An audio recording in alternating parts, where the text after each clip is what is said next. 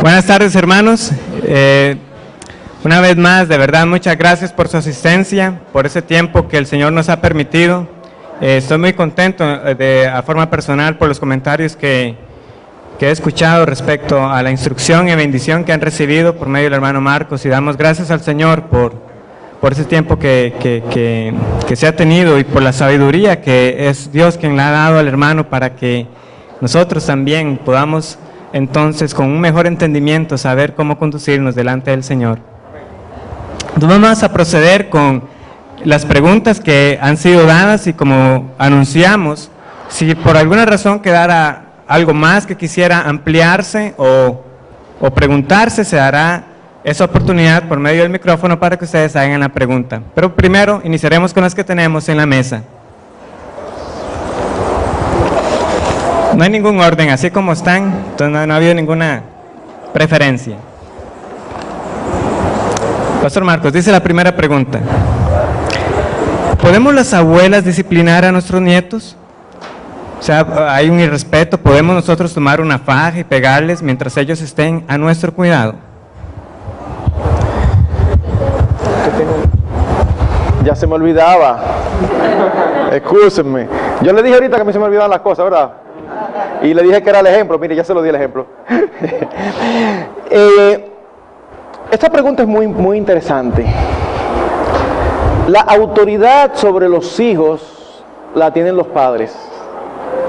Pero los padres pueden y creo que deben delegar en ocasiones parte de esa autoridad.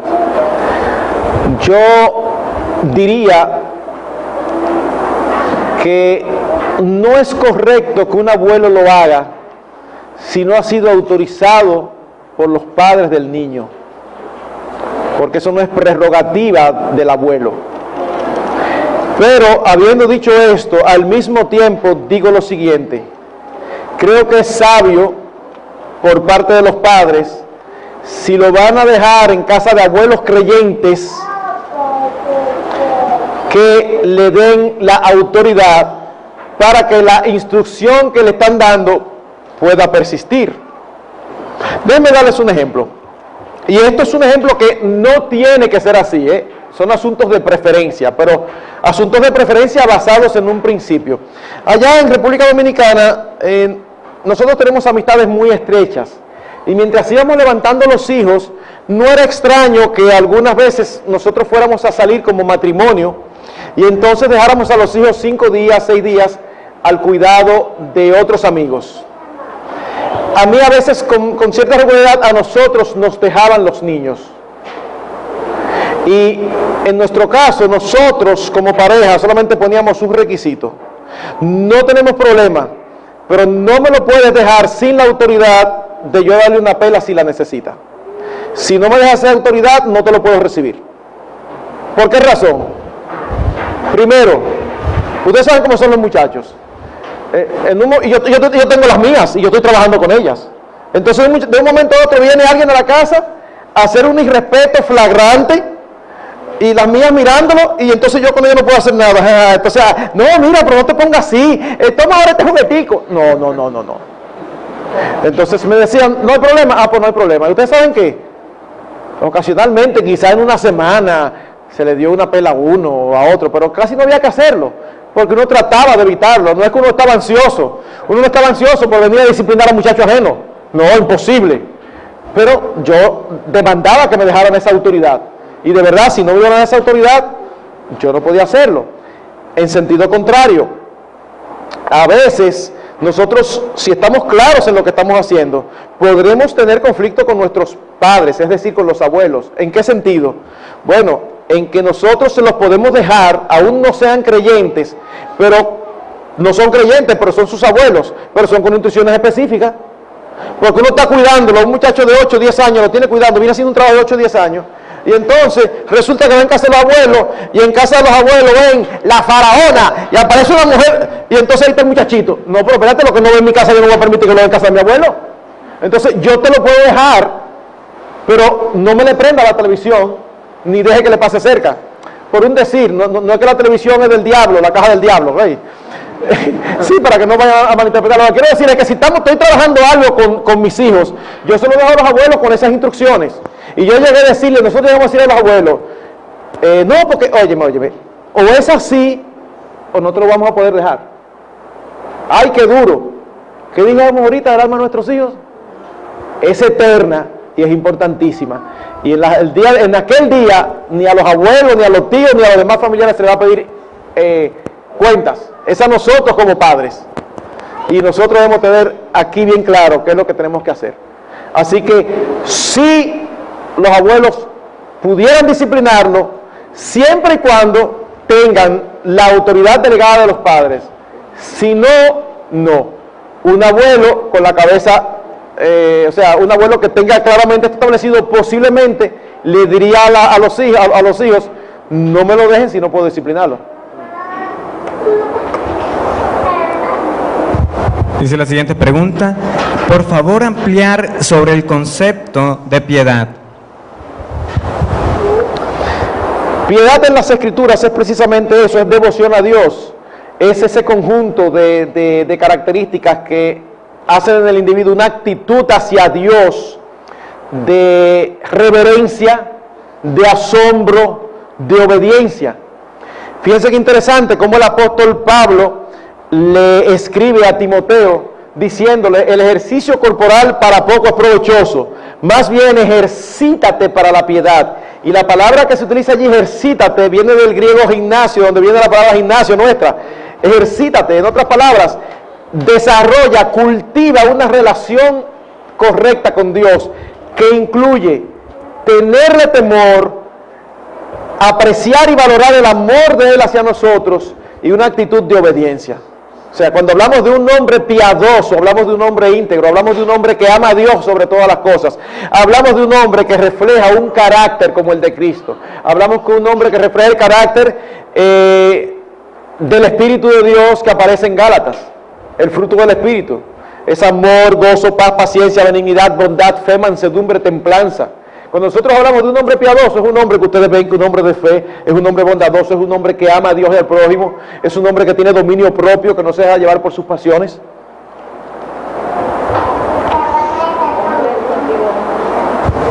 Exacto, hombre, gracias amor, hombre no en el sentido masculino, sino en el sentido genérico, porque no es que el hombre es piadoso y la mujer no, sino utilicé ahí la palabra hombre en sentido ser humano. Muchas gracias. Dice la tercera pregunta.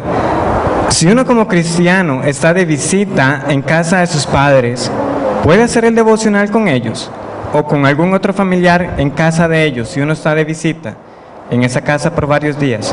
¿O sería mejor, en este caso, hacer cada uno el devocional personal ya que no está en su propia casa? Interesante pregunta también. Mi recomendación es la siguiente.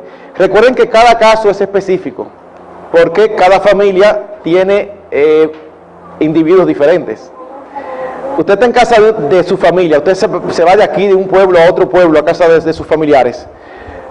Ustedes van a tener habitaciones, ya sea que los pongan en una habitación con sus hijos, o que los pongan a ustedes en una habitación y a sus hijos en otra. No hay razón para que ustedes no hagan el devocional. Ahora, sería una buena idea que ustedes pudieran salir y dijeran a sus familiares, vamos a tener un tiempo devocional, ¿te gustaría participar? No, está bien, no hay problema. Ah, ok, usted lo hace solo. Pero usted le abrió la puerta, porque puede ser de un gran testimonio, siempre y cuando los demás tengan la disposición. Recuerde que usted está jugando en la cancha ajena.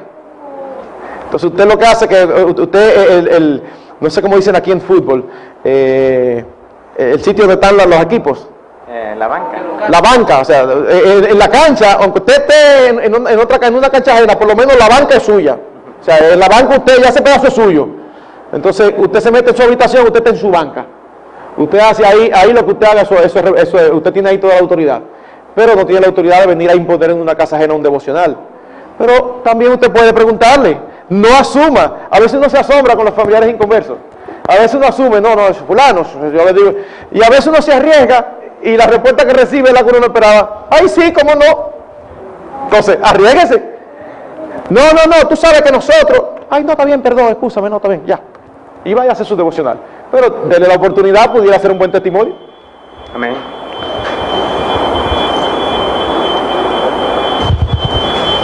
Dice la pregunta: por favor, hablar sobre el versículo que dice que instruye al niño en su camino y cuando fuere viejo no se apartará de él.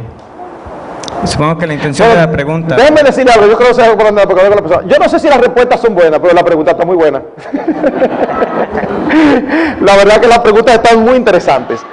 Lo digo eso porque a veces uno tiene, hay preguntas que bueno, pero la verdad que las preguntas están muy interesantes. Me encanta esa pregunta porque es un texto que mueve mucho a confusión. ¿Dónde está ese versículo? En el libro de Proverbios, ¿verdad? Ok. El libro de Proverbios son sentencias generales, no son promesas. Y yo creo que ahí nosotros, los evangélicos, a veces nos equivocamos. Déjenme darles un ejemplo. El hombre diligente será prosperado. Eso es una sentencia, pero eso no es una promesa. ¿Usted conoce hombres diligentes que no son prosperados? Sí. Pero póngase a pensar, ¿no es verdad que en la generalidad de los casos el que es diligente prospera? Sí. Puede ser que Dios en su soberana voluntad, que en un caso particular, no quiera prosperar la diligencia de un hermano en particular. Eso no habla nada acerca de la diligencia del hermano, eso solamente habla acerca de la soberanía de Dios en la vida de nosotros. Entonces, de igual manera, eso no es una promesa, eso es una sentencia general. Si usted pasa balance, seguro que el porcentaje de personas que se convierten porque nacieron en hogares cristianos es mayor que el de personas que se convierten porque no tuvieron ninguna instrucción.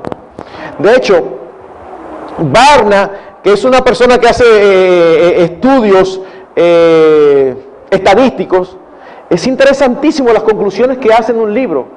Él dice que el porcentaje de creyentes que fueron instruidos en los primeros años de su vida es tan amplio en comparación con los otros, que él dice, miren hermanos, hay que aprovechar esos primeros años, esos primeros 7, 8 años de la vida de su hijo, miren, hay que aprovecharlos. Por la palabra lo sabemos, si queremos algo que lo refuerce, no porque la palabra necesite refuerzo, sino nuestra incredulidad. Las estadísticas dicen que mayormente los cristianos vienen de hogares donde fueron instruidos en las Escrituras. Entonces, es una sentencia general, igual que la del el hombre diligente será prosperado, pero no es una promesa. No es una promesa, mis hermanos, porque nosotros conocemos, y en las Escrituras aún podemos ver, hijos de padres que fueron muy fieles y sin embargo ellos no fueron creyentes. Nosotros tenemos casos inversos. Nosotros tenemos el caso de los hijos de Elí, el caso de los hijos de David, es claro y evidente porque la Escritura dice que ellos fallaron como padres, pero los hijos de Samuel fueron malísimos, y nosotros no tenemos ninguna afirmación en las Escrituras de que fue por culpa de él. No podemos asumir que no ni que sí, creo yo, porque nos iríamos más allá, pero es interesante que en ningún momento se le atribuye responsabilidad. Por otro lado, nosotros tenemos a Timoteo. Timoteo era de padre griego, y esto es, mis hermanas, un estímulo para aquellas que tienen esposos inconversos. Timoteo era de padre griego, sin embargo, a Dios le plació dejar registrado en sus escrituras inspiradas que Dios hizo la obra en Timoteo a través de la enseñanza de su madre y de su abuela. Mujeres enseñando a sus varones, a pesar de que sus padres eran gentiles, eran paganos, y miren lo que llegaron a hacer. Así que, no, de hecho, por eso es que nosotros, de manera particular, aunque sabemos que hay otros que interpretan de manera diferente, por eso es que nosotros no estamos de acuerdo con algunos que interpretan, cuando habla en Tito 1 acerca de los requisitos para el ministerio pastoral, que dice que sean hijos creyentes. Nosotros no estamos de acuerdo en que un requisito para ser pastor es que sus hijos sean cristianos, porque en ese caso se estaría demandando un requisito sobre el cual nosotros no tenemos ningún tipo de autoridad. Nosotros no podemos convertir a nuestros hijos. Eso es una obra de la gracia de Dios. Pero dice en disolución y rebeldía. Sí, eso sí, porque si tú vas a estar en mi casa, yo sí tengo autoridad sobre mi casa. Yo no voy a tener un hijo que sea un terror y yo pastoreando la iglesia y con un hijo que aterroriza a todo el mundo. No, eso no. Un hombre que tiene un hijo así y no lo maneja adecuadamente, yo pienso que no puede ser pastor, que no debe ser pastor conforme a ese versículo. Ahora, si usted es pastor y su hijo a los 19, 20, 21 años se cree lo suficientemente hombre para vivir como le da la gana, meterse en drogas, no obedecer, lo que sé yo qué, entonces y usted dice, no, mi hijo, mira, excúsame, pero así aquí en esta casa tú no puedes. Entonces yo no tengo ninguna objeción en que un hombre así sea pastor, porque él sigue manteniendo a su casa en sujeción. Ah, pero mira que no está en su casa. Aquel quiso revolucionar su casa y no se le permitió. Puede sonar duro, pero creo que es lo que está de acuerdo con las Escrituras. Adicionalmente, ¿cómo sería la instrucción con respecto a la oración y a nuestros niños? Es decir, ¿cuándo pedirles que oren o si ellos nos piden orar, en especial cuando ellos son pequeños? Muy buena también. Nosotros debemos enseñar a nuestros hijos desde pequeños a usar los medios de la gracia. Nosotros debemos enseñarlos a leer las Escrituras. Nosotros debemos de enseñarles a orar. Nosotros debemos enseñarles a cantar. Pastor, pero mi hijo tiene 6 años y él no es creyente. Bueno, no vaya a orar. No, usted no es creyente, usted no puede orar. Espérate, dale tiempo, es un niño.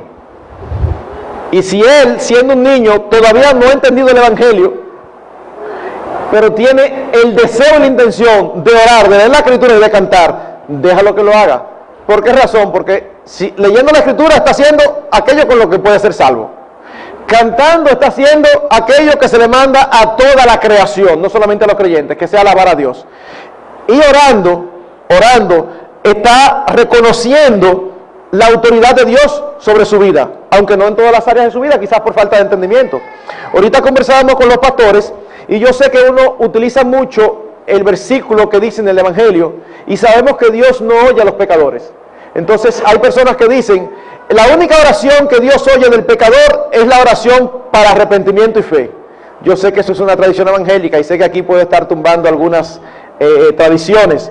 Pero mis hermanos, déjenme decir varias cosas. En primer lugar, eso quien lo dijo no fue el Señor Jesucristo. Eso lo dijo el ciego que fue sanado.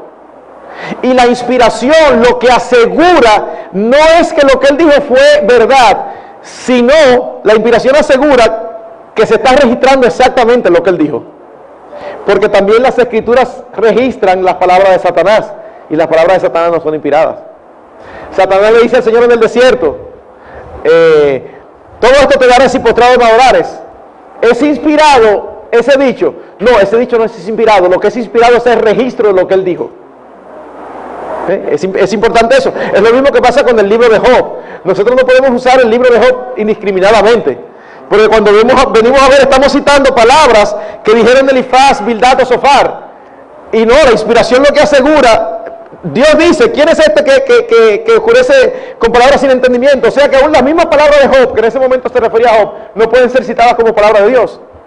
Ah, pero uno cita, yo sé que en esta de mi carne de ver a Dios y que me levantaré del polvo. Bueno, cuando hay palabras que ellos dicen que están de acuerdo con el resto de la Escritura, uno las puede aceptar como verdad, pero no tomarlas como aisladas. Entonces, en ese sentido, uno no puede decir, la Biblia dice, no, lo correcto es decir, la Biblia dice que un ciego dijo. ¿Entienden? Eso es lo correcto. Usted no puede decir, es incorrecto usted decir, la Biblia dice que Dios no oye a los pecadores. ¿Dónde lo dice? Entonces el único sitio que usted me va a buscar es ese texto. Ahora, estamos nosotros diciendo que, no, hombre, no importa, si tú eres inconverso, no ora. No, nosotros no estamos diciendo eso, hermanos. Pero nosotros tenemos en las Escrituras oraciones de inconverso que Dios contestó. El rey Acab se enfermó y oró a Dios, y Dios mandó al profeta a decirle, dile a Acab que oí su oración y lo voy no a perdonar, lo voy a sanar. Así que nosotros tenemos oraciones de hombres no creyentes que fueron escuchadas por Dios. No decimos esto para incentivar al no creyente a orar y creerse que está bien con Dios. No. Pero lo decimos para que no seamos muy duros con nuestros hijos. Usted no es creyente, porque ustedes saben que aún un hijo que dice ser creyente a los 10, 11, 12 años, usted sabe que mi recomendación no es que usted haga lo típico. Mi hijo, como tú eres creyente, tú sabes que... No. Usted siempre le diga, bueno, mi hijo, mira, la Biblia dice que los creyentes hacen tal cosa. Tampoco le diga, tú no eres, pero no lo afirme. ¿Usted sabe por qué? Porque a los 10, 11 años uno no sabe todavía lo que hay en la cabeza de ese muchacho, ni en el corazón de ese muchacho. Entonces, dele tiempo. Que si lo es, mire, no hay forma de que no sea evidente cuando esté un poquito mayor. Entonces, en ese sentido, yo no me sentiría cómodo si tengo un joven de 16 años que no es creyente y estamos en el devocional y él me dice, papi, déjame orar a mí hoy. Yo no me sentiría cómodo. ¿Por qué razón? Bueno, porque 16 años, ya tú entiendes, tú estás rechazando voluntariamente y quieres orar en representación de la familia. Eso a mí me sería un poquito difícil. Eso quizás yo no lo permitiría.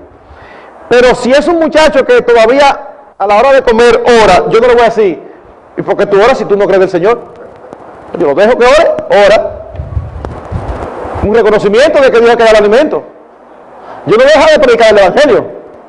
No, yo no voy a dejar de predicar el Evangelio. Y si me dice, papi, yo quiero orar hoy, posiblemente yo le diga, no, mi amor, hoy voy a orar yo, o hoy va a orar tu mamá.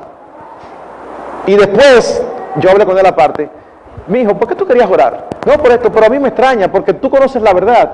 Y tú voluntariamente estás rechazando al Señor Jesucristo. Y tú sabes que el único camino al Padre es Cristo. Yo no entiendo por qué, si tú estás rechazando a Cristo, tú quieres hacer algo que es propio solamente de los creyentes.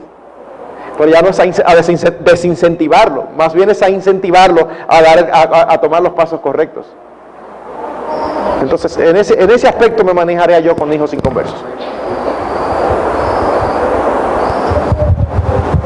Dice esta, si una mujer cristiana está casada con un hombre inconverso que no quiere nada con Dios, ¿cuál debe ser su mejor decisión? ¿Someterse a él para que no hayan problemas? Esa es la primera parte de la pregunta. Y dice la segunda parte, hacer el devocional ella o sus hijos sin importar lo que vaya a decir su esposo.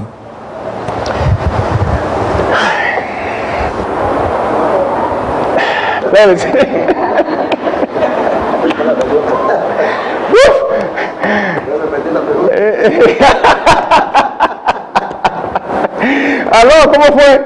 No, yo bromeo, pero es una forma de decir, hermanos, los casos en la vida de personas no son blanco y negro. Hay casos muy fáciles, hay casos difíciles. Los principios siempre están ahí.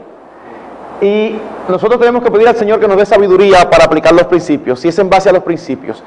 Una de las cosas que nosotros tenemos que huir, mis queridos hermanos, y esto es importante, nosotros tenemos que huirle al pragmatismo. ¿Qué es el pragmatismo? El pragmatismo es una corriente filosófica que evalúa si las cosas son buenas o malas en virtud de los resultados. En otras palabras, si tú lo haces y te sale bien, entonces algo es bueno.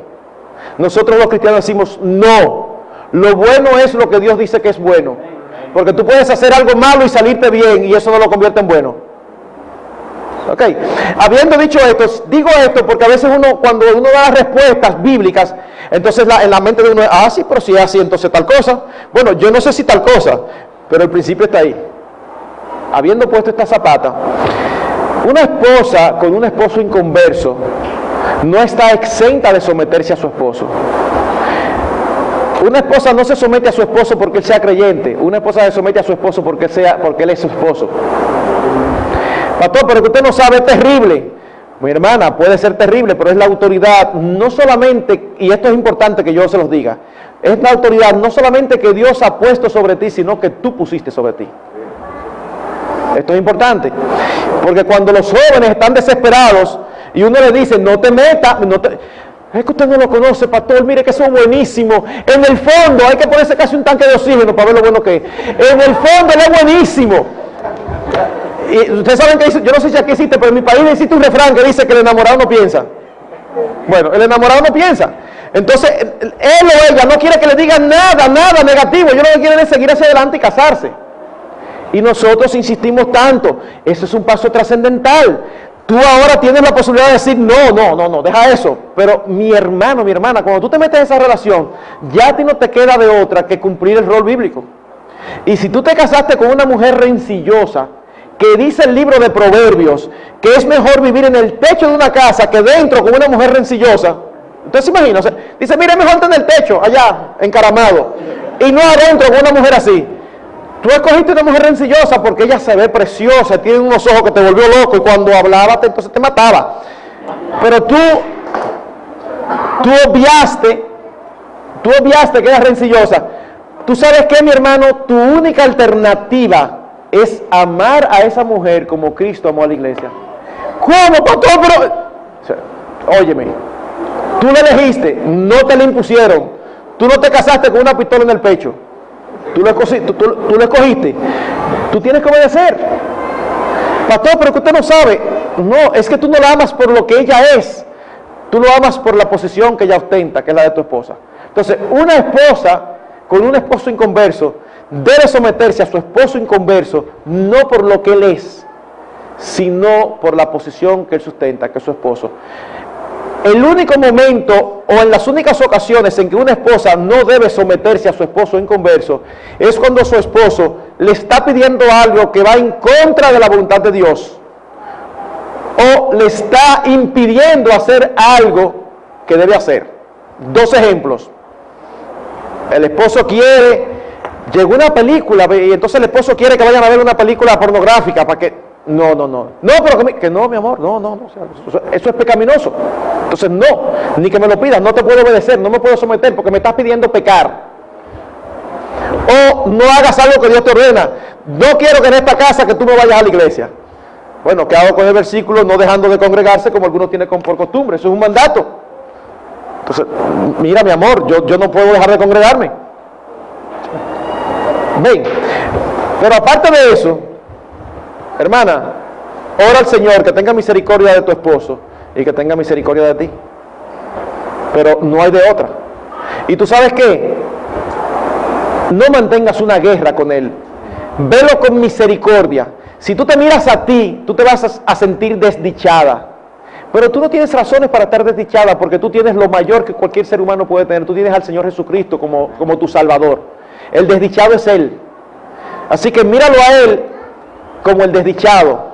No para que lo trates con menosprecio, sino para que lo trates con misericordia.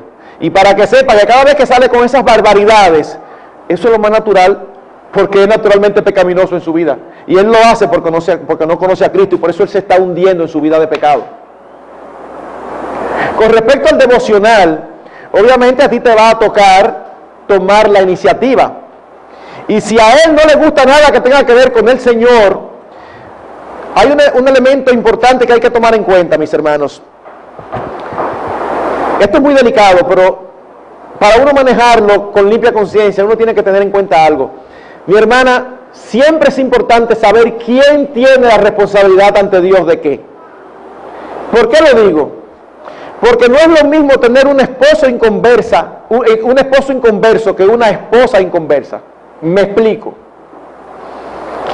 Si el esposo inconverso dice, pues mis hijos no van a la iglesia, miren, yo no encuentro ningún apoyo para que usted tome a los hijos y se los lleve a la iglesia por encima de la cabeza de él. Óiganme, pastor, y si es al revés, y si es el esposo y es la esposa que dice, mis hijos no los llevan a la iglesia, entonces yo lo considero como pecaminoso si el esposo no dice, te lo lamento mi amor, pero ellos van. ¿Por qué? Porque Dios ha puesto como cabeza del hogar al esposo. Es la autoridad, pero al mismo tiempo tiene la responsabilidad. Dios no te va a demandar a ti, mujer, si tu esposo le impide a tus hijos ir a la iglesia. Tú no puedes llevar a tus hijos obligados a la iglesia por encima de la cabeza de tu esposo. Pero ¿sabes qué? Libérate. Dios no te lo va a demandar. No que te libere, que te desentienda. Tú lo vas a sufrir. Porque tú quieres lo mejor para tus hijos y tú quieres la instrucción bíblica. Pero Dios no te va a demandar a ti. ¿Por qué tú no lo llevaste? Porque la responsabilidad del hogar está sobre el inconverso de tu esposo. Si fuese al revés, entonces yo como cabeza de hogar, no hay esposa que me impida llevarme a mis hijos a la iglesia. Porque Dios me va a demandar por eso. Y yo de que me lo voy a llevar a la iglesia, me lo voy a llevar. No sé si notaron la diferencia. El devocional, aunque él diga, no, esto, aquello, lo otro, trata de hacerlo siempre con ellos. Apartado. Se te puede dar una situación difícil, donde los hijos busquen apoyo en él. Papi, pero que mira, que mami me quiere obligar. Y quizás el esposo te diga, pues no, mijo, no me los obligues, solamente si ellos quieren. ¿Tú sabes qué? No te queda de otra, mi hermana, que si ellos quieren. Pastor, pero es una barbaridad. Tienes toda la razón, una barbaridad por la que tu esposo va a tener que dar cuenta. En lo que dependa de ti, haz todo lo posible sin ir contra la autoridad de tu esposo en aquellas cosas que son su responsabilidad. Dice la siguiente pregunta: ¿puede el discipulado tomar el lugar del devocional familiar? ¿Cuán correcto es que sea el que discipule a la familia? Sí, esta segunda pregunta, si hay algo que aclarar, la persona que lo hizo lo desea hacer, lo puede hacer, si no... Yo no podría contestar sin aclaración, porque yo necesito saber a qué se refiere con discipulado. Hay terminología evangélica que se utiliza, pero no tiene el mismo significado para cada uno. Yo me puedo poner aquí a asumir algo, y entonces después que yo hable 10 minutos, la persona dice, no era eso lo que yo decía. Entonces yo necesito saber qué la persona entiende por discipulado. Sí. Si en lo que la persona se decide si lo va a hacer público, no, ponlo de aparte y luego entonces, porque no queremos tampoco, si no lo quiere hacer público, pero, sí, ok, ¿qué significa disciplina? Sí. Okay. A lo que yo me refiero es que si el discipulado bíblico puede quitar, ¿verdad?, el devocional familiar. A ver si me lo es la pregunta. Por un buen tiempo. Ok, gracias. Por un buen tiempo o tomarlo una vez por semana. A ver si logré hacerme entender con la pregunta. Sí, vamos a ponerlo de esta manera. Independientemente de lo que tú entiendas por discipulado, me vienen a la mente varias cosas. El discipulado es la responsabilidad de quién?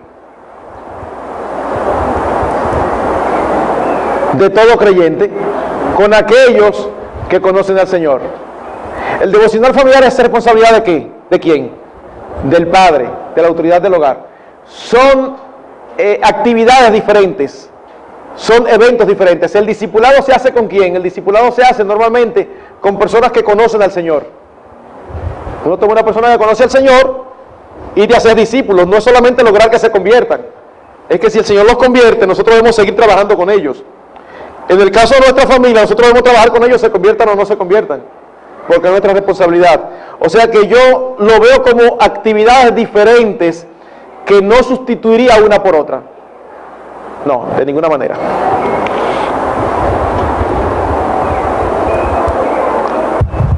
¿Cómo tratar con un hermano o hermana cuya vida evidencia falta de devoción a Dios? ¿Existen cristianos carentes de devoción a Dios en sus vidas? Esa es la primera pregunta y otra que sigue. Bueno, ¿está relacionada? Sí, realmente. La carencia de los mandamientos de Dios en nuestros pensamientos y por ende en nuestro diario actuar es evidencia de falta de devoción a Dios o de un estado espiritual en enemistad con Dios, es decir, sin Cristo.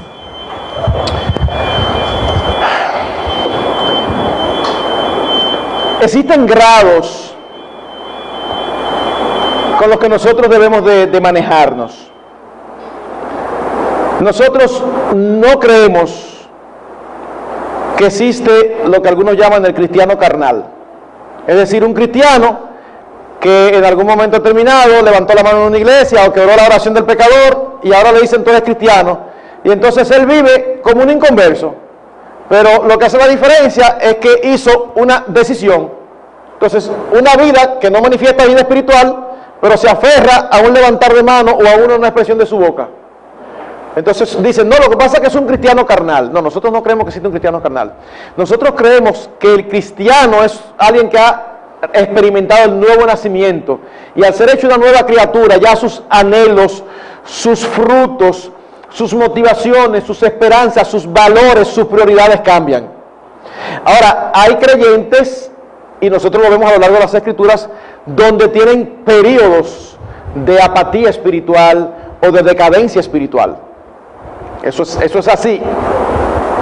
Entonces, nosotros tenemos que tener mucho cuidado porque una persona que ha dado frutos en un momento de creyente y en un momento determinado está apático espiritualmente, nosotros tenemos que darle tiempo para trabajar con ellos, para ministrar al corazón. Y no debemos ser ligeros en sencillamente venir y decir, no, es que eso es que no es creyente. Porque si usted agarra a David en los 8 meses que estuvo callado con el pecado de Betsabé, creyente no era. Y nosotros sabemos que sí, que él era hijo de Dios. Un hijo de Dios con un pecado oculto. ¿Ok? Entonces, en ese sentido, nosotros tenemos que tener mucho cuidado a la hora de evaluar. Si es un hermano, supongo que habla un hermano en la sangre, un hermano... La pregunta no es específica. Ok. Si es alguien que dice ser creyente, pero nunca ha habido frutos,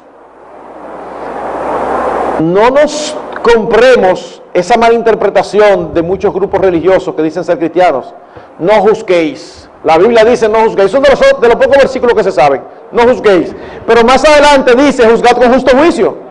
Es no juzgue de una manera condenatoria. No sea presto para decir, no, mal, tú también, y tú, mira aquel. No. Dice, porque si tú haces eso, así te van a juzgar a ti. Pero no es que no juzgues absolutamente. Cuando el Señor Jesucristo dice, por sus frutos los conoceréis. ¿Cómo podemos nosotros determinar si el fruto de una persona es de cristiano o no, si dice que no juzguen? Señor, pero no diga que por los frutos lo conocemos porque tú dijiste que nos juzgáramos. No, los frutos nos dicen lo que es una persona. Dice, tú vas a un árbol de mango, tú no vas a buscar cerezas allí, tú vas a buscar mango. Tú vas a un árbol de cereza a buscar cereza. ¿Y cómo tú sabes que ese árbol es de mango? Bueno, quizás si tú no lo conoces, por lo menos por el fruto es evidente. Tú pones una mata de cereza rarísima, pero si ahora tú, hay una cereza y esta mata tan rara, yo no entiendo mucho la mata, pero definitivamente es cereza.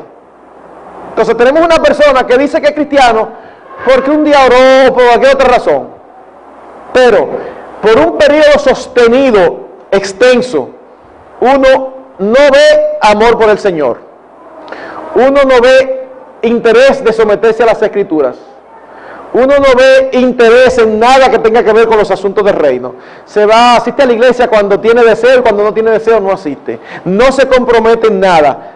O sea, ¿qué razones tengo yo para creer que esa persona es cristiano? ¿Que él lo dice? Solamente eso, que él lo dice. Excúsenme, pero ustedes me ponen contra la espada y la pared. Ustedes me ponen a decidir a que yo o le crea a él o le crea la palabra. Y obviamente yo siempre voy a elegir creerle a la palabra. Y la palabra dice que no hay cristianos sin fruto. Parábola del sembrador. No todos dan fruto iguales. Algunos a 30, algunos a 60 y otros a 100. No es que ahora todo el hombre que se convierte es una pasión y a todo el que pasa por el lado le predica. Y bueno, gloria al Señor, que hay hombres así. Tú dices, wow, eso está dando fruto a 100%. Pero hay otros que van ahí, que es 2 pasos para adelante y 1 para atrás, y espérate, pero tú dices, no, él tiene su frutico, es chiquito, es al 30%, pero lo tiene, pero una gente que uno no dice, ok, dame una evidencia de cristianismo, que lloré, bueno, necesito un poco más, pero evidentemente, hermanos, eso estamos hablando, no de alguien que hizo una oración ahora, y que dentro de 2 meses usted no, dele tiempo. Pero si es una vida ya estable en esa apatía, entonces de verdad que no tenemos razones. Usted tiene que, con amor, tratar de traer las Escrituras. Me preocupa esto. Cuando usted ve sus pecados, usted decirle, mira mi hermano, mi hermana. Y si usted le expresa, le muestra las Escrituras y reacciona molesto con las Escrituras, eso es lo que hace que ratifica de que no es creyente. ¿Por qué? Y entonces, ¿cuál es el patrón que tú sigues? Entonces, es saludable decirle a mi hermano, mira, de verdad, excúsame, pero yo tengo temor por tu alma. Yo no puedo decir que tú no eres creyente. Tú dices que sí, pero la verdad, yo tengo temor porque yo no veo frutos en ti. No, pero ¿qué es esto? Aquello? Bueno, mi hermano, yo prefiero que tú te ofendas conmigo y que reacciones y no estar bien contigo y que tú mueras y abras tus ojos en el infierno pensando que ibas para el cielo. Así que no, infructíferos, lamentablemente.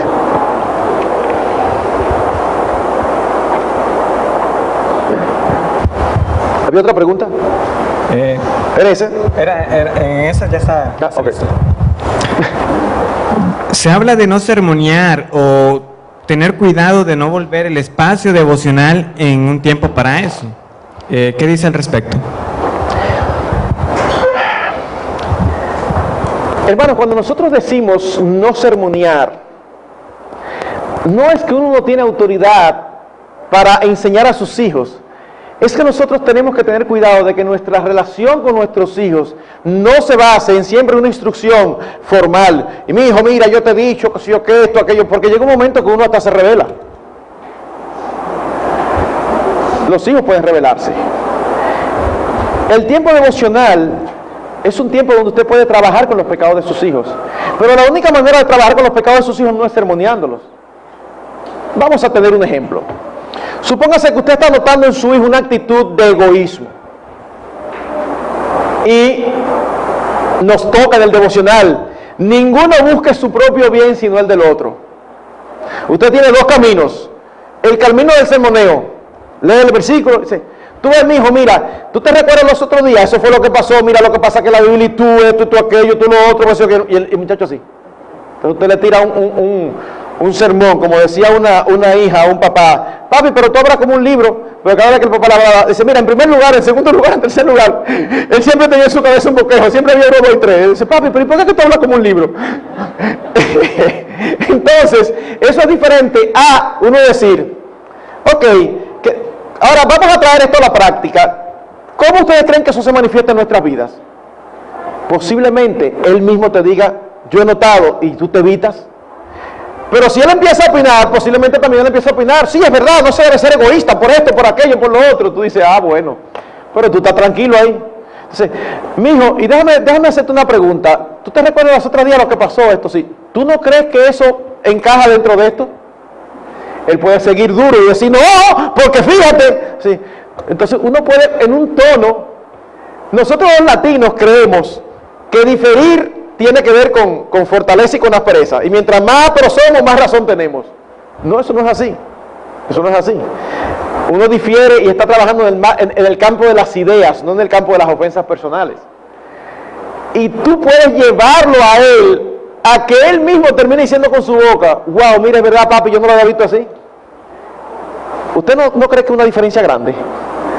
Él mismo llega a la conclusión, usted ayudándolo a pensar, haciéndole preguntas. Es diferente, usted lo lleva a través de una conversación entre padre e hijo. Usted lo lleva a reconocer su falta. Es muy diferente a usted vaciarle todo lo que la Biblia dice acerca de su falta y esperar que él pida perdón de una vez. Tú no lo has dejado ni pensar. Entonces, eso es un sermón. Entonces, si nosotros convertimos el tiempo devocional en siempre un trampolín para saltar a sermonear a nuestros hijos todo lo malo que tienen, nuestros hijos no van a querer el tiempo devocional. Así, ¿qué me van a decir hoy? Chicos, vamos al devocional. Ay, mi madre, ¿y a quién le llamará la atención hoy? Entonces, no, el tiempo devocional. O sea, chicos, vamos al devocional. Vamos a cantar, que vamos a orar, vamos a leer las escrituras, vamos a disfrutar, vamos a compartir como familia. Yo voy a aprovechar ahí a decirle los otros días: fulano, bueno, quizás fulano lo que me hizo y que no quiso reconocer. Ahora que estamos aquí, papi, yo quiero, los otros días fulano, mengano, bueno, usted lo modera. ¿Tú hablaste con fulano? No, bueno, pues si tú no hablaste, no me lo diga a mí. Primero háblalo, como dice la Biblia, con él. Si él no te lo acepta, entonces tú vienes y me lo dices. Y usted lo va formando, los va formando. Papi, fulano, chiquito, papi, fulano me dio. ¿Y qué tú le dijiste? No, nada, yo de una vez le pondré tía. No. Entonces, fulano, mira, no es correcto que tú me des. Ay, perdóname. ¿Se resolvió usted de una manera bíblica del chiquito? O fulano, que se queda, no, pero no importa. Ah, entonces tú vienes y me lo tratas. Ya tú le dijiste, entonces yo trabajo con fulano. Uno los va ejercitando. Entonces el devocional se convierte en un ámbito donde la familia se siente confortable, lo disfruta y al mismo tiempo se pueden tratar los pecados de cada miembro de la familia sin que eso sea una tragedia. Así que no debemos convertir el devocional en un tiempo para sermonear. Si lo hacemos así, lo arruinamos. Una pregunta breve. ¿Cuán conveniente es el uso de devocionales ya preparados?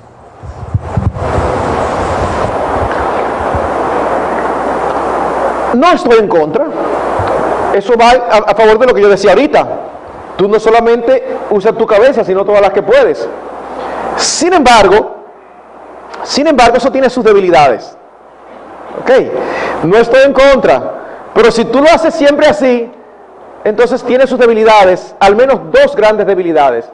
Número uno, tú no te estás ejercitando en alimentarte tú para alimentar a los tuyos. O sea, tú no estás yendo a la mata a buscar el mango, tú lo estás comprando en el mercado siempre. Y es de vez en cuando bueno que tú te encarames y lo remenees y busques el palo. Lo que es con el sudor de tu frente, tú lo aprecias más. Y asimismo ese aprecio se lo vas a traspasar a tus hijos. Número uno. Pero número dos, tú vas a leer lo que tocó. Y quizás en tu casa en ese momento hay un problema serio de discordia entre los hermanos, que tiene semanas ustedes trabajando. Y entonces el devocional toca. Nosotros fuimos escogidos por Dios para siempre, podemos confiar que Él es nuestra roca, fantástico, todo muy bien, pero ahora mismo no es confiar en que la roca, es resolver este problema que yo tengo. Entonces, ¿qué vas a hacer? Wow, estamos en mayo, mira en septiembre que tiene un tema que más o menos, de aquí a septiembre se te desbarata la familia. No, tú tienes como pastor de tu hogar, mi hermano, tú eres pastor de tu hogar, tú tienes que como pastor de tu hogar ir a los prados verdes de las Escrituras y de vez en cuando ir a un campo que a otro. A veces tú vas a ir donde el vecino porque quizás los pastos tuyos no estuvieron tan verdosos y vecino, le voy a comprar hoy unos cuantos pasticos para mi ganado, no hay problema, pero no te eches la vida en eso. Así que en sí no son malos, pero es mejor si tú puedes acudir a la palabra. ¿Podría el devocional hacerse una vez a la semana? Y una vez al mes y una vez al año. Y no hacerse, podía no hacerse. La pregunta ¿es saludable? ¿Es saludable? Una vez a la semana, bueno, si tú me preguntas, ¿qué tú prefieres? ¿Que te corten los dos brazos o que te corten uno? Bueno, las dos cosas son malas, pero córtame uno. Entonces, si tú me preguntas, yo te digo, bueno, para no tenerlo, tenlo una vez a la semana. Pero no es lo ideal. Porque los problemas que tú tienes que trabajar con tus hijos, las verdades que tú necesitas para estimularte cada día, es una vez a la semana que tú te sientes desalentado, es una vez a la semana que tus hijos desarrollan malos hábitos. Entonces, wow, tú vas a dejar que pase una semana. No, qué bueno es tener siempre un foro cada día donde uno trabajar las cosas cotidianas. ¿Ven? Entonces, no es lo ideal, pero entre no hacerlo, haz una vez por semana, pero realmente no esperes recibir los frutos que puede recibir una familia que lo hace diariamente. ¿Cuál es la diferencia entre un estudio bíblico y un devocional? Es interesante. Un estudio bíblico es más académico. Más académico. Un devocional es más espontáneo. Tú no tienes que venir, por eso es que quizás algunos hombres le huyen, porque tienen en su mente un estudio bíblico. Entonces tienen una porción y ellos creen que tienen que hacer un bosquejo. Un bosquejo. Punto 1, la veracidad de la declaración. La declaración es veraz porque la dijo el Señor. La declaración es veraz porque está comprobado en las otras escrituras. La declaración es veraz porque hasta en el Apocalipsis aparece. Punto 2, los beneficios de obedecer la declaración. Bueno, la declaración es beneficiosa porque trae al alma. Es un estudio bíblico. Pero eso no es lo que se le pide que usted haga. No es, mire, si usted tiene una mente y el Señor le ha dotado de una capacidad de sistematización y usted puede hacerlo, fantástico. Porque evidentemente un grueso de verdad diseccionado en pedacitos, los bosquejos no son porque sí, los bosquejos ayudan a comprender mejor las cosas. Entonces, fantástico, tú no tienes esa capacidad, no está malo en sí mismo, pero no te metas la presión. Tú abres las escrituras, tú lees y sacas una enseñanza. Miren, aquí puede haber varias enseñanzas, pero a mí me llamó la atención, y tú puedes compartir tu propio devocional personal. A mí me llamó la atención esto, el Señor habló a mi corazón por esto, porque yo creo que yo estoy fallando en tal o cual cosa. Es un comentario, es un compartir las escrituras, es un compartir lo que Dios ha hecho en tu corazón, es un compartir lo que Dios te ha dado a ti, convicción. Pero al mismo tiempo, en medio de la familia puede aparecer otro miembro donde has recibido bendición de ese mismo texto de otra manera, y entonces Él te la comparte a ti. Ven, entonces no es un estudio bíblico donde viene una persona a enseñar a los demás. Eso es un estudio bíblico. No es una persona a enseñar a los demás, aunque el padre tiene la responsabilidad y tiene el deber de enseñar. Pero es en un esquema diferente, es un esquema de un intercambio, de una interrelación familiar, donde damos y recibimos. Entonces es diferente, no es tan académico, es más espontáneo, más sencillo. Bueno, esta es la última pregunta y después de esto se abrirá un espacio si alguien quiere participar con alguna pregunta adicional. Dice, un matrimonio con hijos pequeños, la práctica de ellos es dividir el devocional, es decir, tienen un devocional para sus niños pequeños y luego uno entre los esposos. ¿Cómo podemos integrarlo después? Es decir, cuando esos niños hayan crecido, o si otra práctica.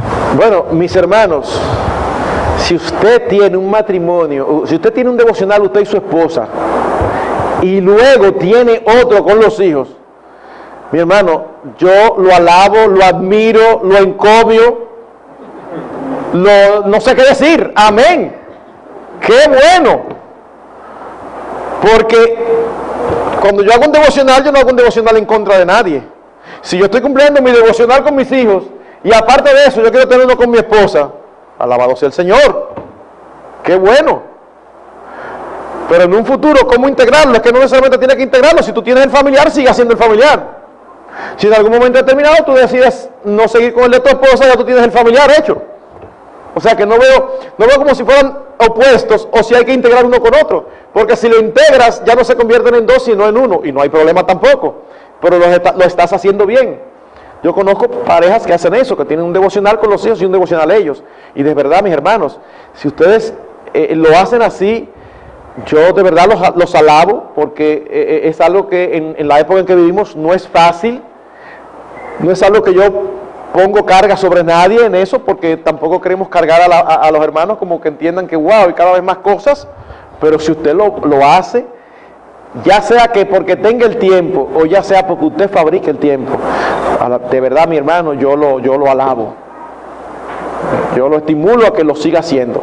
Eso es fantástico, siempre y cuando usted no lo haga por legalismo, como si ese fuera el medio, si ese fuera el sinónimo de usted demostrar que usted está bien con Dios. No, si usted puede hacer un devocional con su esposa cada día y ustedes lo disfrutan y eso los edifica, mis hermanos, síganlo haciendo.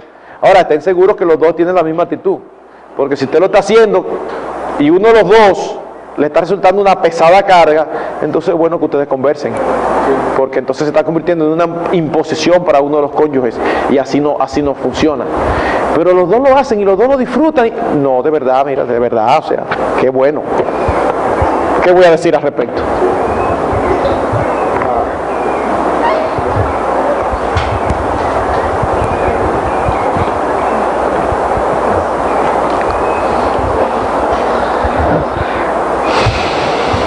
¿Hay alguno con alguna pregunta que quiera que se le amplíe o alguna pregunta que quiera hacer en ese momento? ¿Hay algún hermano? ¿Alguna persona? Ok, un momento.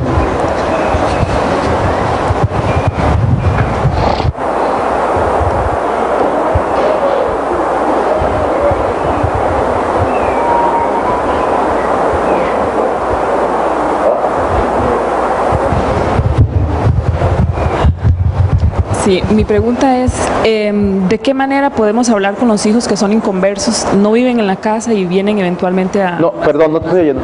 ¿De qué manera podemos hablar con los hijos que son inconversos y vienen a la casa eventualmente?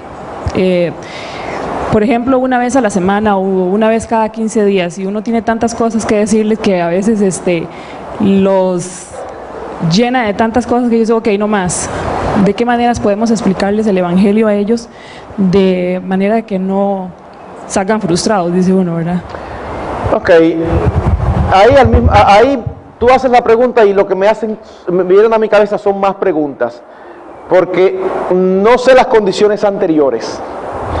Me explico. Puede ser que tú te hayas convertido después que ya tus hijos estaban fuera de la casa. Ese es un esquema. ¿Sí? Ok. El otro esquema puede ser que tus hijos crecieron contigo creyentes y ya están fuera de la casa. Ese es otro esquema. Porque si fuese ese otro esquema, que tus hijos crecieron contigo siendo creyentes, ya tú le dijiste lo que les ibas a decir. No es que no expreses tus principios y tus verdades en situaciones particulares, pero ya tú no puedes estar cada vez haciendo lo que tuviste 15, 18 años haciendo. Ahora, si te convertiste, después que tus hijos se fueron, tú tienes que tratar de en algún momento determinado sentarte con ellos y decirles: mira, mijo, yo necesito que tú me desconsideres un tiempo, yo necesito que tú me escuches. Este es el evangelio, esto es lo que yo creo y esto es lo que yo entiendo que tú necesitas. Después que tú estás clara que tú le predicaste el evangelio, tú no debes hacer cada ocasión que vienen a tu casa un motivo de predicarles si ellos no quieren, porque entonces los vas a alejar. Y uno dice: bueno, fuérzalos a entrar. Sí, pero es si ellos quieren. O sea, si alguien te dice: no, mami, yo no quiero que tú me prediques, pues mira, mi amor, eso es imposible que yo no te predique. Yo no te voy a estar diciendo cada vez lo mismo, pero es imposible que en cada situación que vivamos juntos yo no traiga lo que la palabra de Dios dice. Pero eso es diferente a sentarse cada vez a decirle: conviértete, esto, aquello, lo otro. ¿Me entiendes? Porque entonces lo que van a hacer es que van a dejar de ir a tu casa. Y eso no es pragmatismo, porque uno puede decir: bueno, pues estar porque dejen, porque yo le predico el evangelio o no vienen. No, mis hermanos, o sea, ya tú se lo predicaste. Lo que salva a una persona, o sea, nuestra relación con los inconversos no se basa en una predicación continua y permanente del evangelio. Nosotros debemos predicar el evangelio, pero usted se imagina usted a su jefe, cada vez que usted llega todos los días a su trabajo y después del trabajo usted se queda porque usted quiere predicar al jefe. O sea, hay que predicarle. Pero si ya usted le predicó, o sea, usted no se va a echar la vida diciéndole lo mismo. Porque ¿qué te va a hacer pensar a ti o sea, ya hay una obra del Espíritu Santo, nosotros no podemos ser el Espíritu Santo. Entonces nosotros predicamos y oramos. Claro, van a haber ocasiones en que se va a dar la oportunidad. Ellos se comportan de una manera inadecuada, en un momento determinado reciben las consecuencias de su comportamiento, vienen donde ti buscando consuelo, ayuda, y tú no vas a decir: te lo dije, pero tú le vas a decir: mira, mi amor, eso precisamente es lo que pasa cuando uno anda sin temor de Dios. Eso es precisamente lo que pasa cuando el Señor no es el rey de nuestras vidas, que nosotros vivimos a nuestra manera, y nuestra manera tiene consecuencias varias, una de las cuales es la que tú estás cosechando. Ya, ahora cada vez que tú lo veas no le vas a decir: yo te lo dije. No, ya. Ni el Señor espera que tú lo hagas, porque la predicación del evangelio es dentro de un marco de cierto sentido común. Entonces, no, modera el evangelio, que para ellos no haya duda, ya que tú te convertiste después que ellos salieron de la casa, que para ellos no haya duda de que su mamá es otra.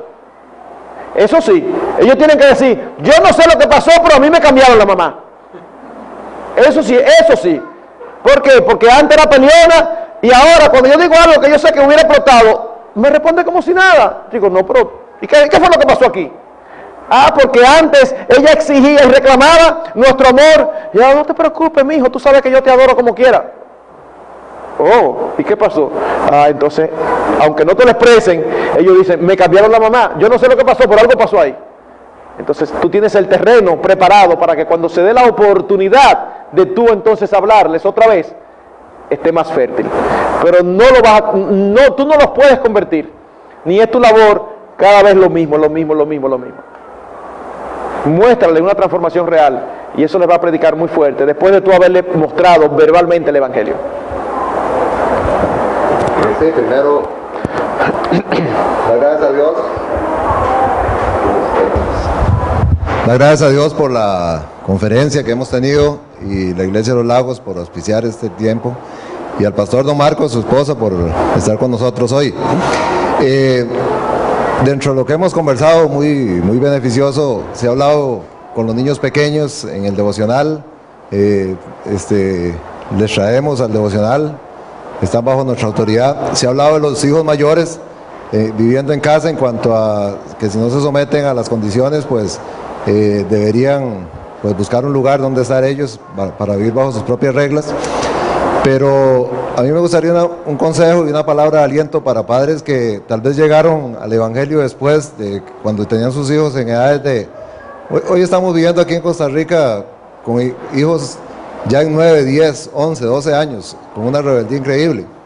Estos padres cristianos que quieren fomentar un ambiente devocional en el hogar y involucrar a estos hijos, pero estos hijos reaccionan en formas airadas y con violencia se resisten, incluso hasta vociferando, huyéndose.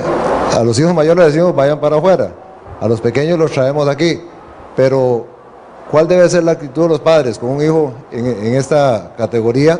Siento que hay otra serie de cosas en el país, por ejemplo, leyes que podrían respaldar a estos hijos si ellos quisieran hacerlo. Estamos viendo un tiempo difícil aquí en esa dirección. Entonces, por eso les doy un consejo y una palabra de aliento para estos padres que están viviendo esta situación, esta condición. Muy interesante el cuadro y es muy real. No es lo mismo trabajar con un hijo de 12, 13, 14 años que uno ha levantado desde que uno era creyente, a uno convertirse y resulta que ya en la casa tiene hijos de 14, 15 y 16 años. No es lo mismo. Ahora bien, los principios bíblicos son inmutables y son los mismos. Lo que puede variar es su aplicación. Un padre que se convierte, una de las primeras cosas que tiene que hacer es reunir a sus hijos y pedirles perdón por la forma en que lo ha criado hasta ahora. Ese es el primer paso. Ellos no saben lo que usted está plantando ahí, pero ese es el primer paso. Mis hijos, mire, perdónenme. Y ellos algunas cosas ni la van a entender ni van a estar de acuerdo. Pero cuando usted dice, perdóname por dejarte vivir de tu cuenta, perdóname por darte permisos que eran nocivos para tu alma, ya ahí no le va a gustar mucho. Pero es un perdón real. Es un perdón real. Yo al no tener el conocimiento, te he criado mal, perdóname por permitirte actitudes que deshonran a Dios y yo no he hecho nada. Wow. Lo primero es pedir perdón y decir en lo adelante, yo quiero que ustedes entiendan que yo entiendo que mi responsabilidad como padre yo he fallado, pero en lo adelante yo pretendo cumplir delante del Señor. Y eso va a implicar que algunas reglas de juego en el hogar cambien. Yo no pretendo que sea de la noche a la mañana, porque yo mismo sembré lo que cada uno de nosotros es en esta familia. Pero yo tengo que dirigirme hacia ahí porque entiendo que es lo que Dios me demanda y yo espero que todos ustedes me sigan porque es mi responsabilidad. Ese no es el punto, para uno decirle, el que no se someta aquí, no, ahí no, todavía nada de eso, vamos por parte. ¿Cómo lo tomarán? Eso es papi, ahora se cogió con eso. Pero empiezan las situaciones donde a un hijo de 13, 14 años viene y te responde mal. Y quizás en el pasado el padre se ponía a discutir con el muchacho como si fueran iguales. Y ahora en la primera ocasión que eso ocurre, le dice, mijo, excúsame, por eso yo no te lo permito. No, óyeme, no te lo permito. Aquí en este hogar yo no voy a permitir esa situación. Ya la cosa empieza a ponerse difícil. No, pero digo, y yo espero que tú lo entiendas y que tú cambies, o si no, van a venir consecuencias. Ya a esta altura de juego, un muchacho que no ha sido criado así, uno no va a agarrar a un muchacho de 12 años y le va a dar una pela. Pero uno va a empezar a restringirle privilegios. No, pues no te voy a dar permiso para tal cosa, no te voy a dar permiso para esto. ¿Que va a ser una batalla campal? Prepárese, póngase la bota y los hierros, porque va a ser una batalla campal. Pero va a demandar una fuerte convicción de su parte. Ahora, junto con eso, usted le va a añadir muchas otras cosas. ¿Usted sabe qué usted le va a añadir? Que posiblemente como padre usted no había sido un padre amoroso. Que posiblemente como padre nunca habían sabido lo que era un padre preocupado por sus hijos. Y al tiempo que usted lo va a apretar por aquí, usted va a empezar a dedicarle tiempo. Y si el hijo le encanta el fútbol y usted nunca ha ido a ver un partido de fútbol de su hijo, un día usted le va a decir, mijo, ¿cuándo que tú juegas esta tarde? Ah, sí, espérate, que estoy haciendo los arreglos para irte a ver. Pero el viejo se está volviendo loco. Pero lo va a apreciar. Porque el que sabe lo que está haciendo es usted, que tiene el conocimiento de la palabra. Entonces usted va a empezar a hacer ese tipo de cosas, a darle apoyo, a dedicarle tiempo, a tratar de hablar con él. Posiblemente no le interese hablar porque no fue criado así. Hable usted con él. Nada de esto son varitas mágicas. Usted hace eso, el muchacho va a responder. Mire, mis hermanos, las alternativas son múltiples. Puede ser que el muchacho responda, puede ser que se ponga peor. Pero usted tiene que rogarle a Dios que le dé sabiduría. Pero tiene que empezar a trabajar y a dirigir el hogar hacia usted, donde usted entiende que el hogar debe ir. Y con el paso del tiempo pueden darse situaciones donde usted tenga que tomar decisiones drásticas. Puede darse, pero no hay que apresurarse, porque uno tiene que entender que uno está trabajando con un contexto que fue uno mismo que lo levantó y que lo sembró. Entonces, yo soy convertido ahora, yo quiero plantear otro contexto totalmente diferente, como si yo también hubiera entendido, el que se convirtió fui yo, no ellos. Si son chiquitos, bueno, el convertido soy yo, y yo voy a formar y moldear mi familia a la manera de Dios.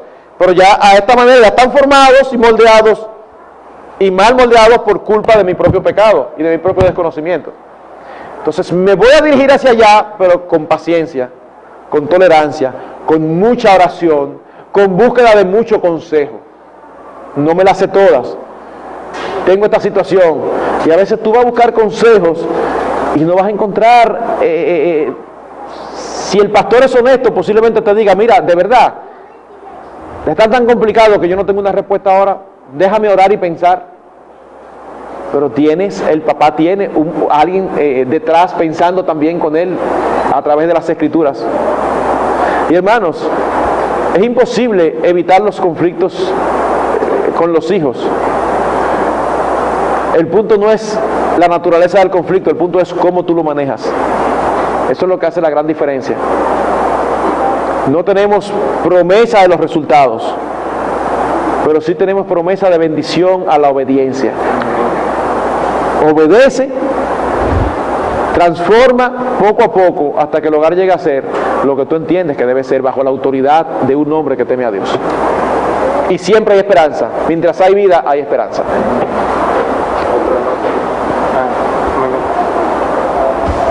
Sí. Buenas tardes, hermanos. Mi pregunta es la siguiente.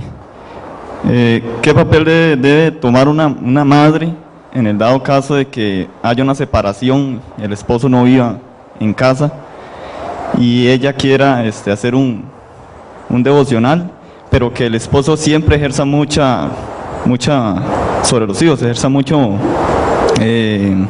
influencia, y que él no quiera, los influencia por ahí, pero ella sí quiere? ¿Qué papel debe tomar? Déjenme hacer un comentario antes de responder.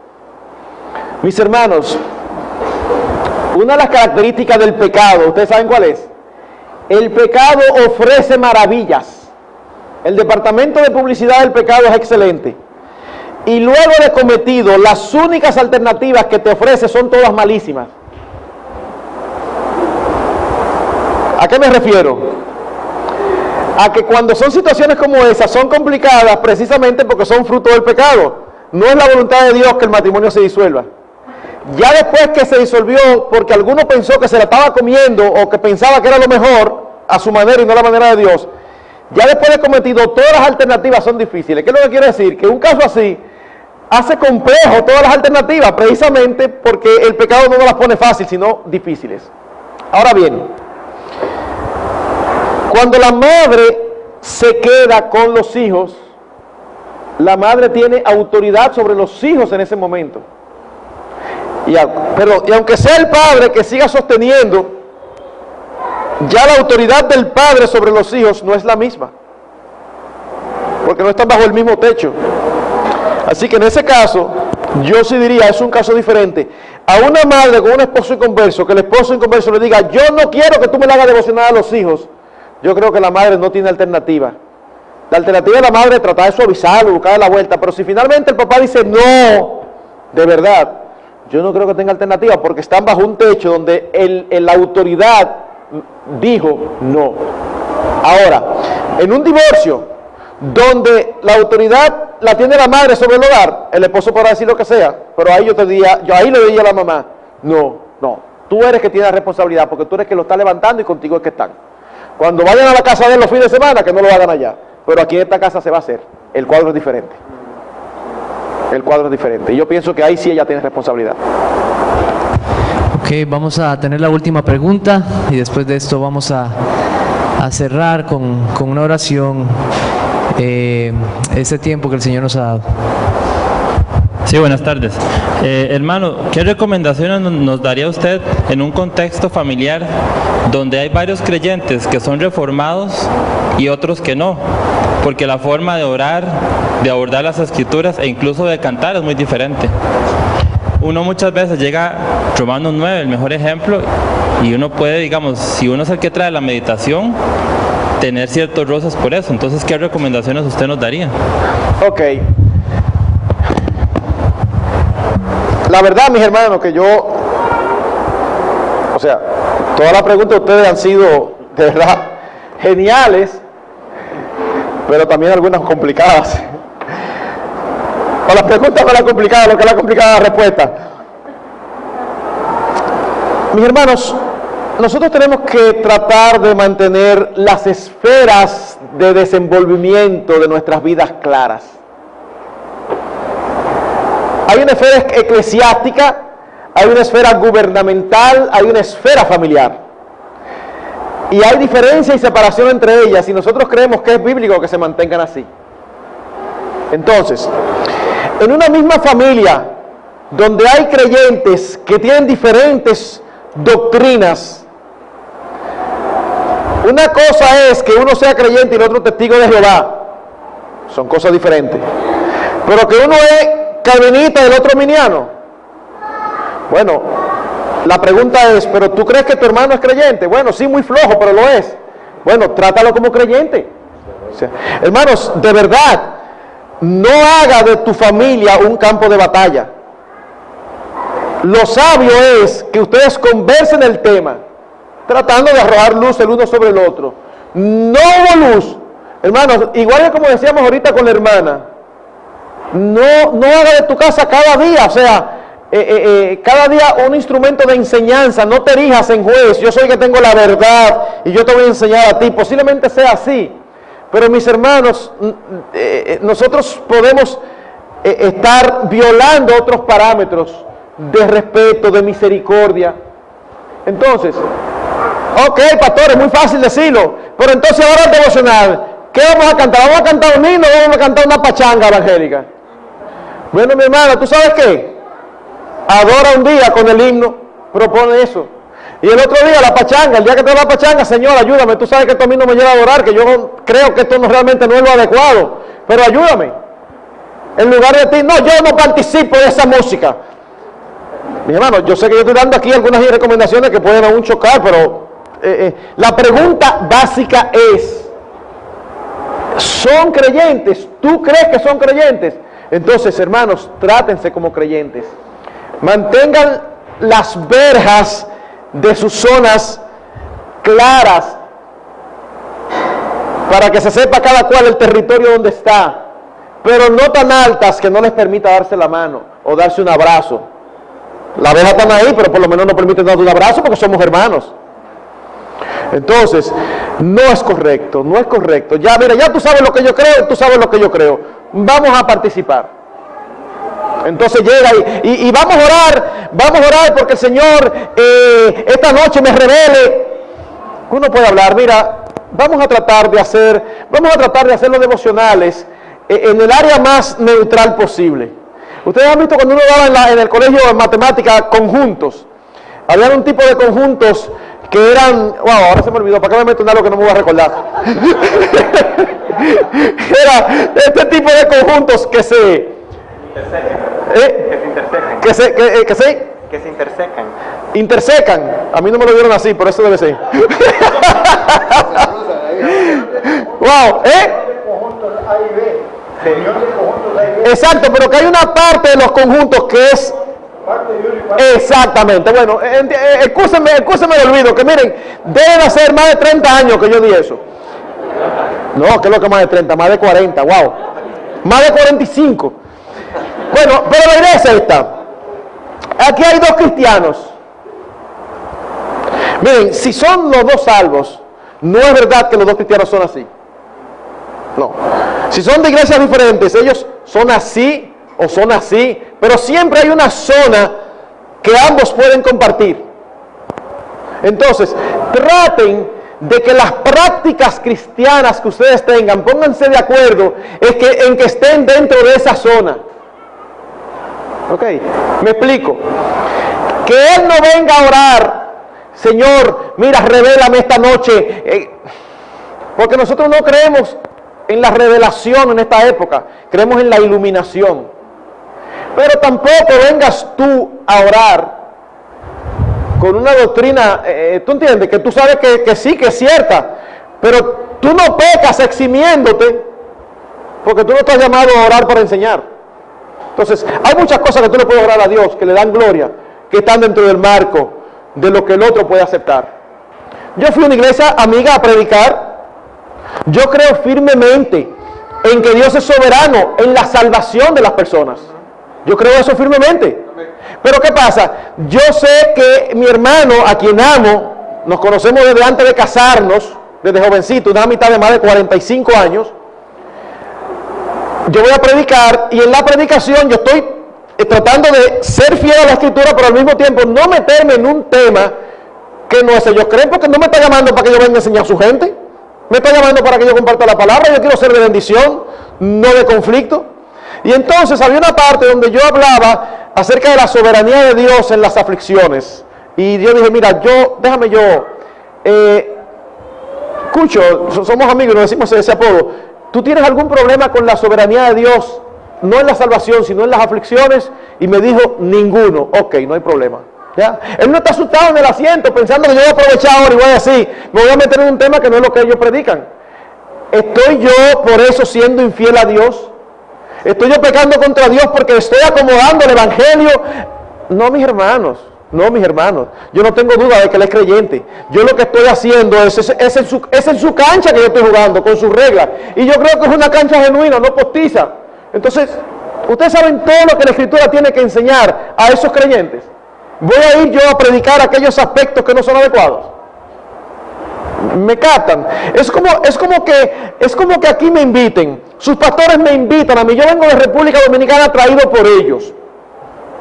Y este es un ejemplo imaginario, porque ni siquiera he hablado con ellos exactamente de eso, y puede ser que no sea así.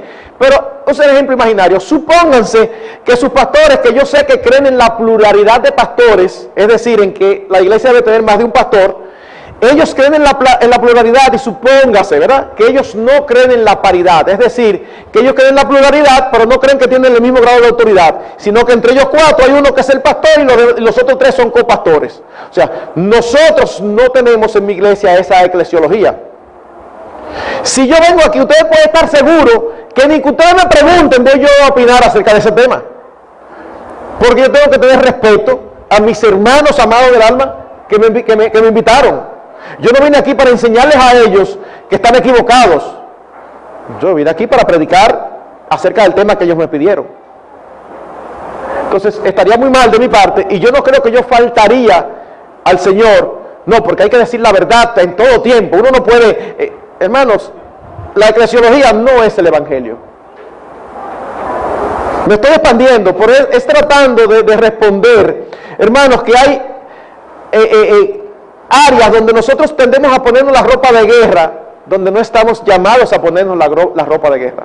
En medio de una familia, que los hermanos en un momento en la habitación se enfrasquen en una discusión, no hay problema si lo saben hacer. No, y esto y aquello, no hay problema, qué bueno, fantástico, está hablando acerca de la palabra de Dios.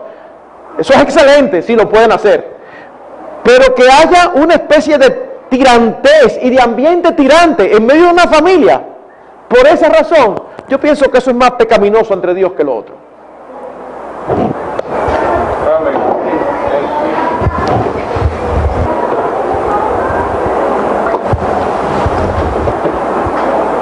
No me está tirando el ¿Qué la batería? Ok. Bueno, hermanos, de verdad muchas gracias también por las preguntas que han enviado, y en general damos gracias a Dios por este tiempo que hemos tenido. Los invito a que nos pongamos de pie para tener una oración y cerrar ese tiempo.